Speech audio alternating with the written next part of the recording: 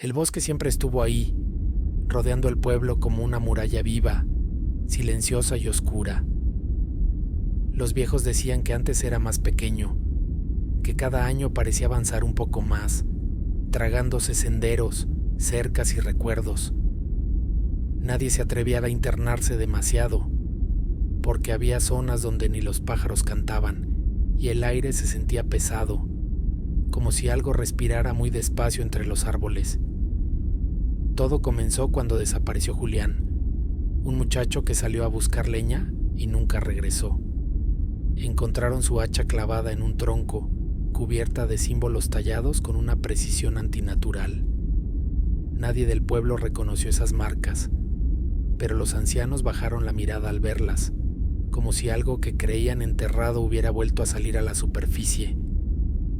Esa misma noche algunos aseguraron ver luces entre los árboles. No eran linternas ni fuego, sino puntos blanquecinos que se movían lentamente, formando círculos perfectos. Las luces se detenían, desaparecían y reaparecían más lejos, como si el bosque mismo se estuviera comunicando con algo que no pertenecía a este mundo. Al tercer día comenzaron los cánticos.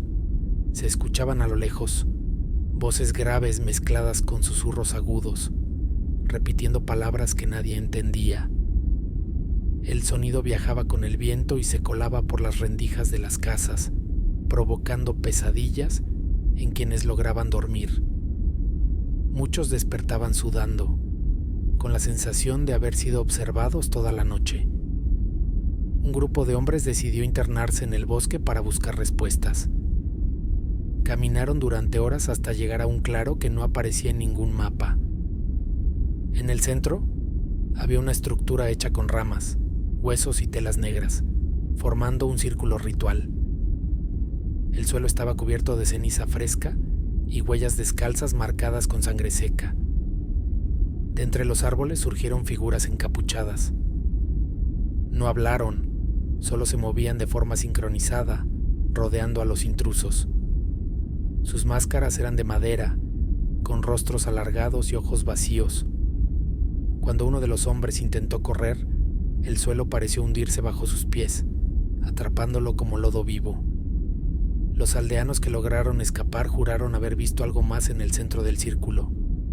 Una figura alta, demasiado alta para ser humana, con extremidades largas y una cabeza inclinada hacia atrás, como si olfateara el aire. No caminaba, se deslizaba lentamente, dejando el suelo marchito a su paso. Esa noche el pueblo despertó con las campanas sonando solas. Las puertas estaban abiertas y varios habitantes habían desaparecido sin dejar rastro. En sus casas solo quedaron símbolos dibujados con carbón en las paredes y un olor a humedad antigua, como de algo que llevaba siglos encerrado bajo la tierra. Los cánticos se escuchaban ahora más cerca, ya no desde el bosque, sino desde los límites del pueblo. Las luces se movían entre las calles, entrando y saliendo de las casas abandonadas. Nadie se atrevía a mirar directamente por las ventanas, pero todos sentían que algo esperaba del otro lado. Un anciano confesó finalmente la verdad. Décadas atrás, el pueblo había hecho un pacto con una secta del bosque para evitar una hambruna. Ofrecieron sangre y silencio a cambio de prosperidad. Pero los pactos, dijo, siempre cobran intereses con el tiempo. Las personas comenzaron a soñar el mismo sueño. Caminaban descalzas hacia el bosque, siguiendo una voz que prometía paz. Al despertar encontraban tierra bajo las uñas y hojas secas en la cama. Algunos no despertaron nunca. Cuando amaneció el último día, el pueblo estaba vacío. Solo el bosque permanecía intacto, más grande que nunca. Desde lejos se escuchaban cánticos apagados, como una celebración, y entre los árboles nuevas luces brillaban, esperando a los próximos que se atrevan a acercarse. El campamento estaba planeado para ser tranquilo. Un grupo de amigos decidió pasar un fin de semana en un bosque poco explorado, lejos de carreteras y señal. Desde el inicio algo se sentía mal. El silencio era demasiado profundo, como si el lugar absorbiera los sonidos.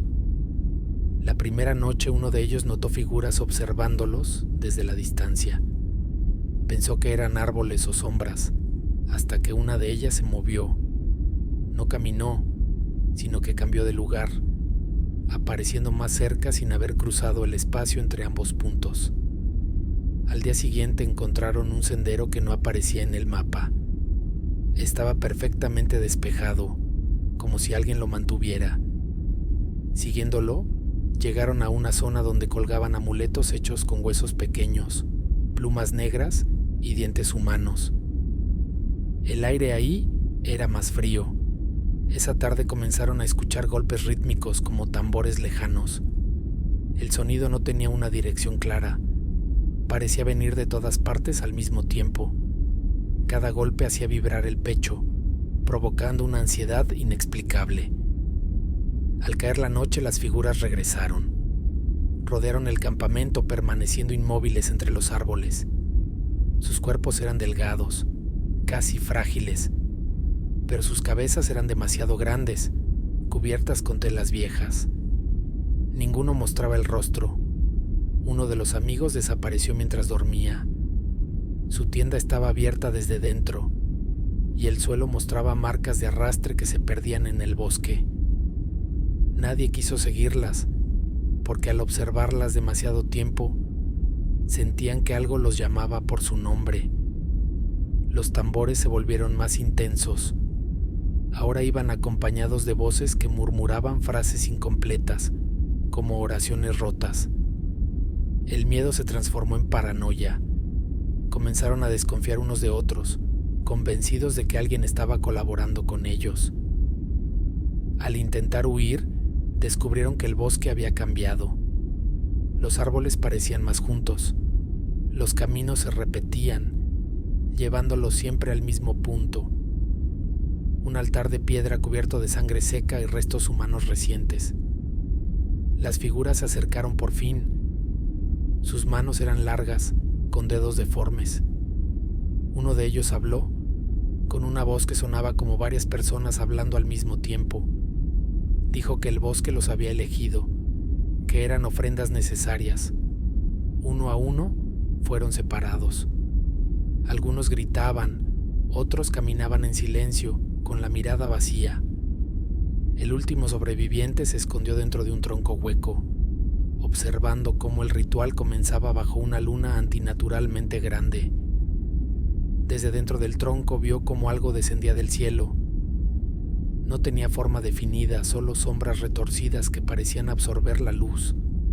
Las figuras se arrodillaron, extendiendo los brazos en señal de devoción. Al amanecer, el bosque volvió a quedar en silencio.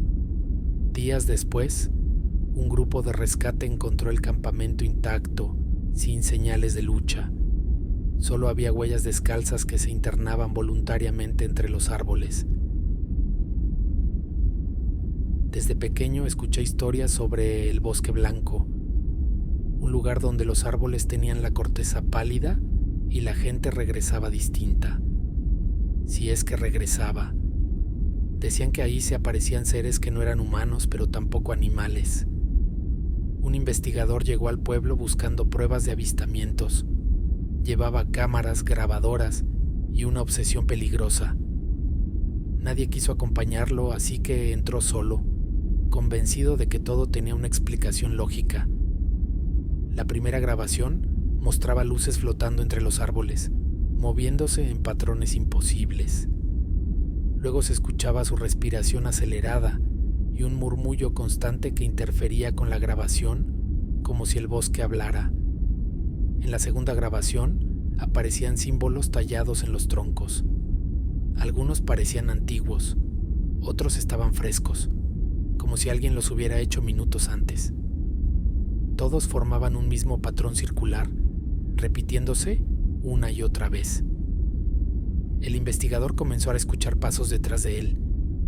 Cada vez que se giraba no había nadie, pero las hojas crujían lentamente, como si algo caminara sin prisa. Dijo sentir que lo estaban guiando hacia algún lugar. Llegó a un claro cubierto de ceniza blanca. En el centro había figuras humanoides hechas con ramas y piel seca. Todas miraban hacia arriba, con las bocas abiertas en una expresión de adoración absoluta. Esa noche, algo descendió entre las copas de los árboles. No aterrizó, simplemente apareció. Era alto, luminoso, pero su forma cambiaba constantemente, como si no pudiera decidir cómo existir en nuestro mundo. El investigador intentó comunicarse. En la grabación se le escucha hablar, hacer preguntas, suplicar respuestas. La cosa respondió con imágenes dentro de su mente, mostrándole rituales antiguos y sacrificios humanos. A la mañana siguiente, el investigador ya no era el mismo. Su última grabación lo muestra caminando desnudo, cubierto de símbolos, sonriendo mientras se adentra más profundo en el bosque, siguiendo una luz cegadora. Nunca volvió, pero desde entonces el bosque blanco brilla por las noches, y algunos aseguran ver a un hombre caminando entre los árboles, guiando a otros hacia el mismo destino. El bosque estaba marcado en los mapas como zona restringida, pero nadie explicó por qué. Los pobladores cercanos solo decían que ahí vivía una comunidad que no debía ser molestada. Una secta, decían en voz baja. Un grupo de estudiantes decidió investigar. Al entrar, notaron que los árboles estaban alineados de forma antinatural, como si alguien los hubiera plantado siguiendo un diseño específico. El suelo estaba cubierto de símbolos hechos con sal y ceniza. Encontraron casas hechas de madera vieja, sin ventanas. Dentro había fotografías antiguas de rituales, siempre con la misma figura observando desde el fondo. Un ser alto, delgado, con ojos que parecían agujeros negros.